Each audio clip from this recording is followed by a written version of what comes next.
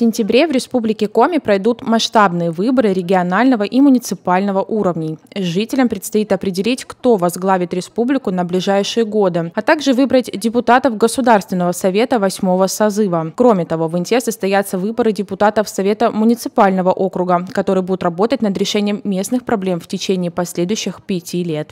Избирательная комиссия Республики Коми определила проведение голосования на выборах, назначенных на 14 сентября, в течение 3 дней.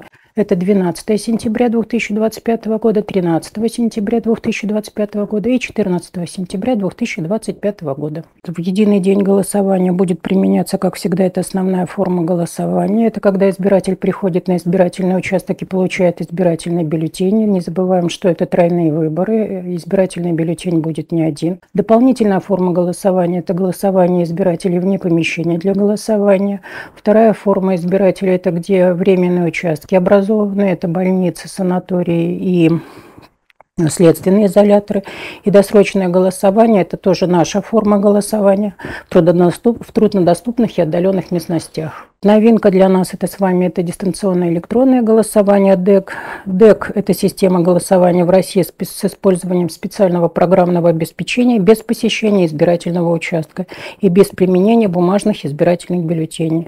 Дистанционное электронное голосование применяется в России с 2019 года. В республике впервые к данной форме прибегли в прошлом году на выборах в Ухте, Ижемском и Княж-Погосском районах. Чтобы принять участие в дистанционном электронном голосовании, необходимо подать заявление через портал госуслуги. Для этого избиратель заходит в личный кабинет, выбирает баннер «Выборы в Республике Коми», затем вкладку «ДЭК» и заполняет форму. Важно убедиться в корректности данных паспорта и регистрации. Напомним, что учетная запись должна быть подтверждена. Проголосовать электронно можно будет с 8 утра 12 сентября до 20:00 14 сентября. При этом заявление на участие в ДЭК разрешается отозвать до 23 часов 59 минут 8 сентября, после чего у гражданина останется возможность прийти на участок и проголосовать с помощью бумажного бюллетеня. Если же избиратель по уважительным причинам не сможет лично посетить участок и не захочет воспользоваться ДЭК, территориальная комиссия обеспечит голосование на дому при условии подачи соответствующего заявления до 14:00 14 сентября. Уже с 22 августа в республике начнется поквартирный обход избирателей. Члены комиссии будут работать по будням в вечернее время, а также в выходные целыми днями. У них будет специальная жилетка и именной бейдж с печатью территориальной комиссии. В ходе визитов они сверят списки избирателей, расскажут о датах и формах голосования, а также ответят на вопросы жителей. Завершится поквартирный обход 7 сентября 2025 года.